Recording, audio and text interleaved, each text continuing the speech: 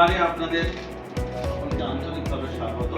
বিদ্যা মন্দিরে আমাদের এই প্রথম, আগে অনলাইন কোর্স হয়েছে, এবার স্যার প্রথম আমাদের ফিজিক্যাল বা অফলাইন কোর্স শুরু হলো।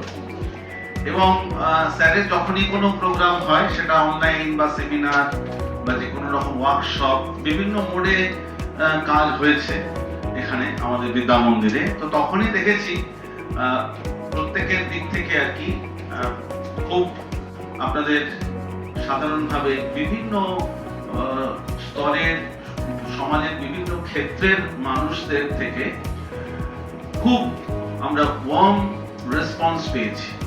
এবারের কোর্সটা তো তার ব্যতিক্রম নয়।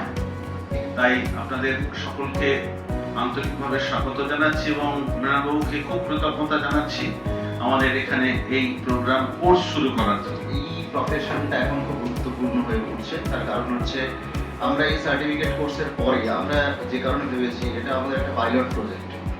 এই পাইলট প্রজেক্টের পরে এটাকে নিয়ে আমরা ফিউচার লং টার্মে কিন্তু একটা বড় করে কিছু এনএলপির জন্য ভাবতে পারি, পিজি ডিপ্লোমা পর্যন্ত আমরা ভাবতে পারি এবং আমরা ক্যালকাটা ইউনিভার্সিটি থেকে সার্টিফিকেট পেতে পারি। তাহলে তারও একটা ভ্যালু কিন্তু থাকবে।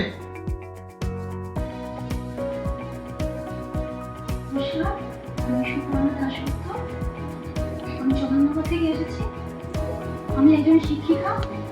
আমি নিজেকে আমার পার্সোনাল এবং ছেলে আছে আইআইটি বম্বে, মেয়ে আছে ইউপিএসসি লড়াই এবং right now deputy branch manager ICICI.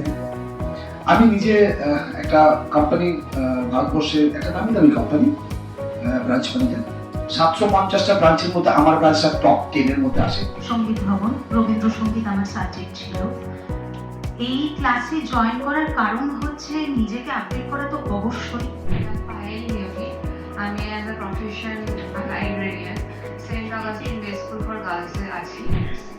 আমি একজন সরকারি এমপ্লয়ি, তার সঙ্গে একটা ব্যবসা করি। ট্রেনার প্রোগ্রামটা আসে আমার কাছে মনে হলো আমি যেটা শিখতে চাইছিলাম আমি শিখতে পারবো, তা সেই জন্য আমি আবার এখানে এসেছি এটা শিখতে। স্যারকে ফেসবুকে লাস্ট 1.5 বছর ফলো করছি। রামকৃষ্ণ মিশন গোল্ড পার্কে স্যারের সেশন অ্যাটেন্ড করেছিলাম। তারপরই স্যারের সাথে কানেক্ট ডিরেক্টলি করতে পারিনি, কিন্তু এই কোর্সের সুবাদে আশা করি লং টার্ম একটা রিলেশন স্থাপন হবে। সো থ্যাংক ইউ স্যারকে এই কোর্সটা লঞ্চ করার জন্য এবং সকলকে ধন্যবাদ। আমি যখন পিএইচডি করছি আইআইটি কানপুরে, আমার সঙ্গে একটা বিটেকের ছেলে আমাকে হেল্প করতে লাগে। তো কিছুদিন পর ছেলে সুইসাইড করে।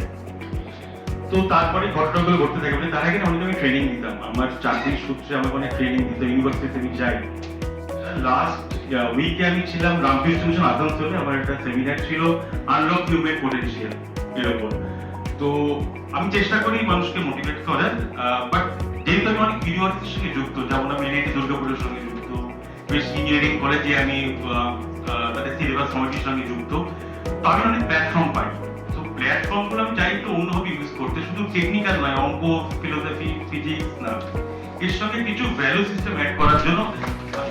নমস্কার, আমি তপন সিরাজ, আমি রানীগঞ্জ থেকে এসেছি। আমি একজন শিক্ষক। আমি কৌশিক মণ্ডল, অশোকনগরে একটি হাই স্কুলে লার্নার হিসেবেই আছি, নিজেকে তাই মনে করি।